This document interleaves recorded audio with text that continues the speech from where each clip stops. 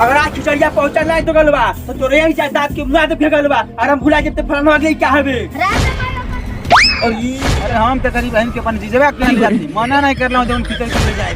ई सरवा खिचड़ी लेके आइल बा का एके देखे तुम्हार पता नहीं काहे सुनू की जाला। देख रे बाबू देख खटिया में चादर बिछा कर तब ना देवला ऊपर मारे खाती देवला देख कैसे आवा तो का करे आवाला हम तो घर में काट देले रानी कि हमरे घर में तू खिचड़ी लेके आवा। बाबू जी रहता है हमारे बहनिया के मार नहीं पहुंचते इनकर मार मार के चोलटा छोड़ा लेता है। चला मत बोले चला हट जा चला मत धोन धान बहुत दोगल वाला लाई ले लो उठा के मुंह पे अरे माई करिए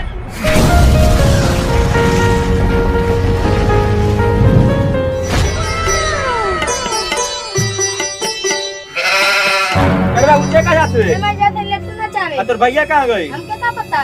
जो जल्दी बना लेका कहते माई बुलाओ क्या दीदी क्या खिचड़ी ले जाए एक बार ठीक बाप तो बोला क्लास आ जल्दी बना लेका लट्टू मत लगिए खेलो वहीं ठीक है का सादत बाड़े चल ले हम नहीं चलो बढ़िया हम पहले चलो नहीं चलते चल पहले हमाऊ नहीं चलते चल ले हम ना चला बोलते चल ले पहले हम ना चलो बढ़िया सबसे आगे हम चलो नहीं तुहन के चला हम नहीं चलो भाई ये ना बढ़िया चलो चल पहले चल चल चल चल चल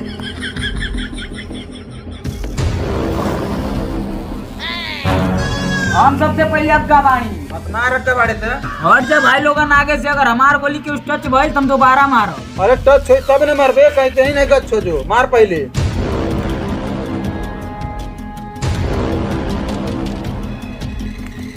और ये यार बिचली तनी समझ गेल पूरा दुनिया खत्म हो गई।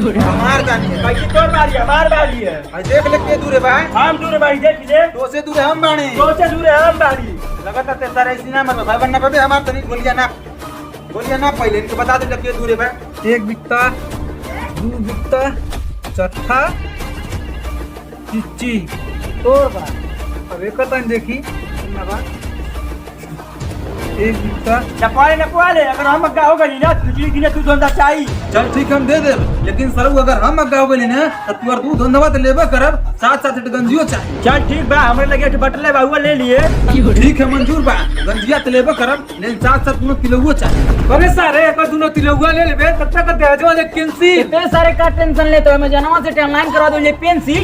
ए सरवा हमारे को हमरे दुआरा पे एकदम हल्ला कइले बाटे तुहन के सारे कब्बे देखा तानी कोई हल्ला कइले बाड़ा हमार सुतल दुसवार कर देले बाड़ा पूरा गांव में हमारा दुआर मिला का तुहन के गोली गुच्ची केले खाती बस बस चाचा लास्ट दाने अब जाता ही हम जल्दी से आ तुहन जो नहीं तो अब्बा एक बाल्टी पानी फेंक दे जाती मौसम लोगन पिछड़ी ए भैया चला माई बुलाती है दीदी के ले जा खिचड़ी। चल ठीक है चलत है अब्बा नहीं चला अब्बा बुलाती है। चले गोली उठाओ और वो अपने आपके बड़का बात नहीं समझता मैं बरखवा थई जाए ऐसे संतुवरिया पोखरिया पाट के बनवा ले पोखरिया तोरे बाप पे खना हां हमर बाप के हां तो हमर दुआर पास के बात आइए मत लगाओ भाई तू फिर ना तो बैठ खना दुआर पे हम लोग छोड़ाते भाग आते ये बिने लड़ा पूछे लोग पता नहीं कहां घूमे गए बागा आगे दे अब बताई लोग उनके लड़ा पूछे लोग बिने घूमे निकलल बागा हम तो कइले नहीं लोग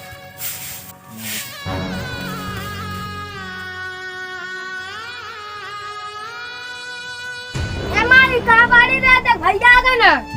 आ गई कहां गई ले रे हम कहां गइल नहीं रे माई भैया झूठ बोलतो गइल ना गांव हम गोली खेले। का गोली खेले गई ले नहीं रे भाई ये झूठ बोलता हम गोली खेले नहीं गइल नहीं वही लड़कियों खेलते ना बैठ के खाली देखत रहनी करे तो के पता नहीं बा आज खिचड़ी है अगर हमारी बेटी क्या खिचड़ी ना गई ना तो झाड़ू से मार के बत्था छोड़ा देब हम नहीं जाए अब की माई खिचड़ी जोड़ी लेके अब की बार यही भेजा करे लड़का बा नहीं कैसे लेके जाई ई लड़का बा 5 रुपया मांगला परसे में से निकाल के दे देलू हम जब 2 रुपया मांगली थमके तो नहीं देलू हम नहीं देब की खिचड़ी जोड़ी लेके अगर आज खिचड़िया पहुंचा नहीं तो गलबा तो तोरे यहीं से दांत के मुंह पे फेंकलबा और हम भुला जब ते फलनवा गई क्या हबे रात माई ओकर दाबे भगालवा ते झड़िया से मार मार के ओकर छोड़ा दिया धोबलवा। ये खूब चढ़ावे थे माई के अगर माई हमके मारे लगी तो खिचड़िया ले जाई के अरे साला हमार भावा सही कहता अगर माई भावा मारे लगी तो खिचड़िया मई ले जाए पड़ी।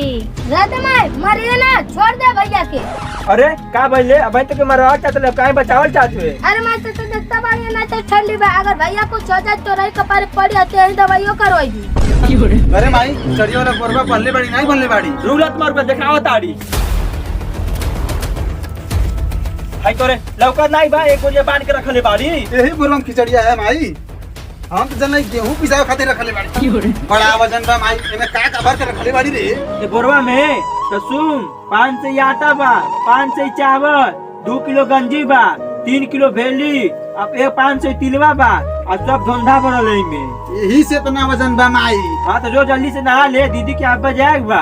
हम नहीं नहाई माई, अपन कलिया नहाइले रहली त रोज रोज हम नहाइबे करब का। जोर है तुम्हारी बात, खिचड़ी के दिन नहाइबे नहीं क्या था मलच्छो हवे। हां मलच्छवा ठीक बा। जो नहो या मत नहो, आज तो दिन दिन खिचड़ी पहुंचावे के और शाम तक वापस घरे आवे के। का जीजा की रुकम नहीं का? नहीं भैया, हम जानते कहाँ रुकल चाहत हो जीजा की यहाँ। काहे रुकल चाहते रे तेरे बताइबे? हम जानते भैया तू जीजा को बहनिया के लाइन मारेला, रात भर रुक के टका भिड़ावेला। माई कहीं जेबे नहीं ते से जा तो जा खरी। जल्दी जो काम ना काज के दुश्मन अनाज के मेरे बोल समझता रहू। अरे मजनुआ खिचड़ी लेके जाता का रे? अरे मजनुआ रुक रे, हम खिचड़ी लेके चलती, रुक सतमा चल जाई, रुक तनी। अरे यो सरवा खिचड़ी लेके जाता का? हां हम लेके चलते खिचड़िया। अच्छा रुका तनी, जब चलते होते फिर तनी सुरती बना खाली। अरे मर्दे जल्दी चला, समवाल घर हूं वापस आवे पा। ए मर्द इतना जल्दी का बा, तनी एकरा रुक के यार। अरे मर्दे का बताई, जौनो कहीं जोगाड़ रहला ने घर वाले कुल वो बिगाड़ देना। हां तो 2 मिनट रुका तनी, सुरतिया बना खा ली, ओकर बाद चलल जाए। बनावा मर्दे जल्दी बनावा सुरतिया, बिना सुरती खइले तू साइकिल ना चला पाइबा का? अरे हम तो खाली साइकिलिए नहीं चला पाती, कितना जने तो बिना सुरतिया खइले हगू नहीं पावे। समझला, सबकर अलग अलग परेशानी है। अच्छा ही बताओ भाई साहब, तू खिचड़ी ले कहाँ जात हवा? हम तो भाई सब खिचड़ी अपन फुआ के यहाँ लेके जाती, लेकिन नहीं बताओ तू कहाँ लेके जाता। अरे हम तो गरीब बहन के अपन जीजवा के यहाँ जाती, मना नहीं कर रहा खिचड़ी तो ले जाए। मन करत पर खिचड़ी लेके जाए के, अगर जीजवा बहनिया फसल तब। अरे मजनुआ अब नहीं पट्टी। अरे अब का पटे, जब लगवा पटौलही पहले ही सटे। भाग पटत नहीं, तू देखले बड़ा सुरतिया खइबा के हम जाई। अरे रुक खा तही बताऊ तो चाहिए को बीरा। नहीं मजनुआ हमके नहीं चाहिए, कुल खा के अपन भर ले डीड़ा हम जान। अरे रुक रुक, हां चलो तही।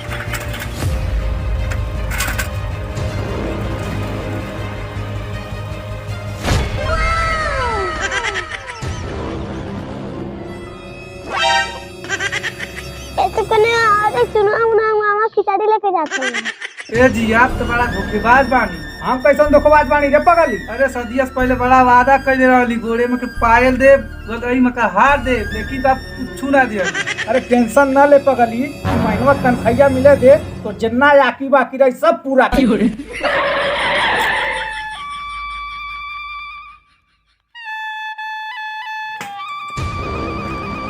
अरे गेटवा तो बंद बा, लगा तो घरवा में केहू बा नहीं का?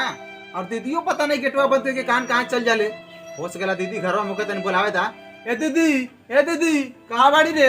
अरे के है रे, के बोलावा तन जैबी देखबी? अरे के होबो करी बुलावा? अरे जैबी उठ के देखबी के है, केहू एकदम मस्किता ही मेहरा रुकल बाड़ी, जहाँ बैठला रह जाली, जो उठ के देख के है। आपको तो एकदम जहर पा देनी। अरे हवा है निकल जाला, जो देख के है। ठीक है जाती देखा दिख के है।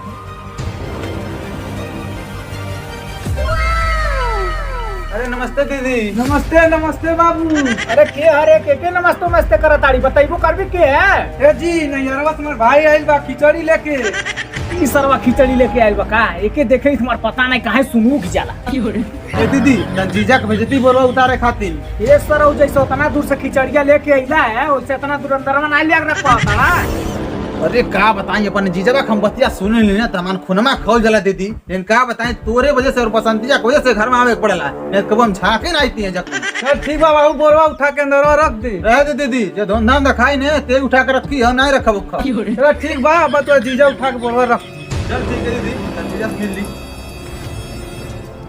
नमस्कार जीजा। खुश रहो सारे, आगे लेकर रे। हाँ जीजा आ तो कहीं नहीं, लेकिन घबरा मत, तब चलू जाए। ए जी हटी नहीं चल रही है, बिछा दी बाग बैठे खाती। अरे का हटी, एक किनारा बिछा दा, इनो कितना बड़ा नहीं परोटिया बा कि नहीं हटी।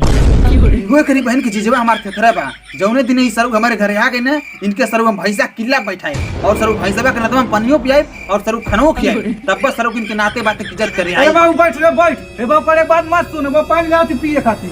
अरे पर माई के मारो हम बाबू का नहीं गे। अरे दो वाला बाबू कर हवे। अरे दीदी जीजा ते ऐसे कहबी? अरे कह एक बार ना 1000 बार कह, बाबू का हाथ हवे। तू तेरी माई के चीज मार तो ऐसी नहीं मत। सबने तो 2-4 खट्टी मारे तब पाते देख ले बाबू, देख खटिया पे चादर बिछा कर तब ना देवला उठ पड़े मारे खातिर देवला देख कैसे आवे। ये बता तेरे माई के आज कैसे हमके बोकर काली है। अरे जा छोड़ दे नहीं सारा परवानिया का छोड़ा ना लेके मुआई। अरे जा छोड़ दे नहीं छोड़ आज के मुआई। अरे मरता छोड़ता नहीं ये के मुंगा देबा का नहीं परवानिया दोनों मुंह में आ तो नाम के कही दे ओके हड्डी दुबले के चुमी। यही समझते तेरे घर में खिचड़ी जोड़ी लेके आवल नहीं चाहिए जब आवनी सारा जरूर झगड़ा हो तो जाए। का करे आवाला हम तो घर में काट देले रानी कि हमरे घर में तू खिचड़ी लेके आवा। हां सब कर दीजिए अपन ससुरिया में काट देबे ने तब सब अपने बहनिया के खिचड़िया ले जाला का। कौन बड़े कैसे झगड़ा करत बा तो घर का बता ले कोनी के तू है का। अरे अब्बा बाबूजी रहता ती हमारे बहनिया के मार नहीं बोलते इनकर मार मार के चोइटा छोड़ा लेते हैं। चला मत बोले चला हट जा चला मत ए भौजी चुप हो जा रोआ मत जब घर में कोनो नात बताओ तुम्हार भैया झूठे पगला जाना। ए बहनी हम ना रो तोर बौकड़े भैया के साथे। ए भौजी ऐसन मत का। चल दीदी चल चल एक बार तुम्हारे साथ में चल काहे से माई दिन में दिन बुलौले बिया। तुम जवाब तुम दोगवा में कपड़ा संजा ली ये दोगवा साथे ना रहो। ए भौजी रह जा जाए भौजी और दीदी सरजा ले कपड़वा अब दिन रात रहे घर बसंती और रोज अपने भैया से मारवा में खाती क्यों बोले नहीं जाए।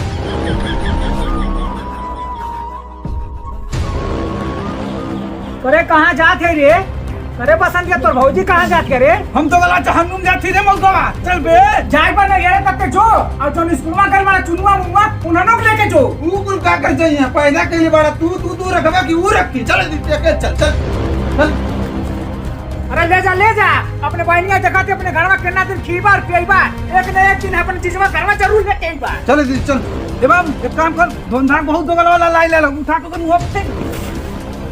अरे माई करिए तुल्ला रे माई। अरे दुनिया में इतना सार देखनी लेकिन ये सारे के तारे तारे देखनी। अरे माई रे माई।